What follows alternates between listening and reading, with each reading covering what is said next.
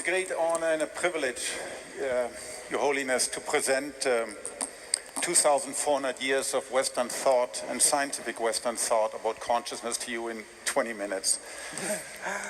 I'll try to do my best.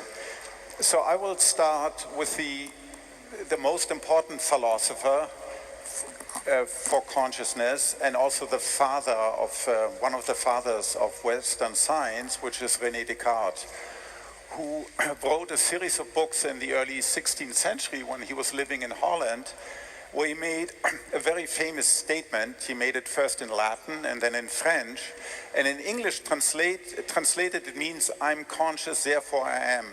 So he took this point of view: how do I know anything exists? And finally, the only reason I have to suppose that something exists is that I'm conscious. I can doubt that there's a world outside. I can doubt that I have a body, but I cannot doubt that I have mind, that I have consciousness. So the only reason I know I exist is because I'm conscious. And so even if I wake up in the middle of the night, I'm jet lagged, I don't know who I am, I don't know where I am because my brain is still fuzzy, but I wake up in the middle of a night in a dark room. That's what I experience. I already experienced something.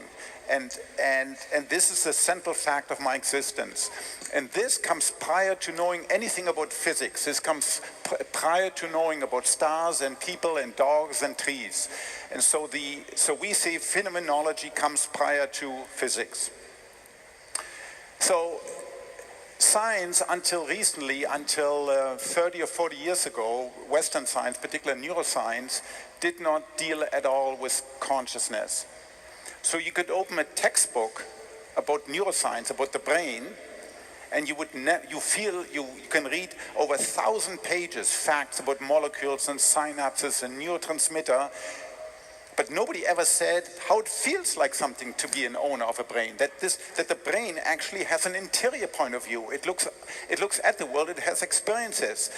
So it's okay if physicists write textbooks about stars and elementary particles without mentioning experience, but how can you talk about neuroscience without talking about the central fact of neuroscience, that the object that we study generates consciousness? Now this is slowly beginning to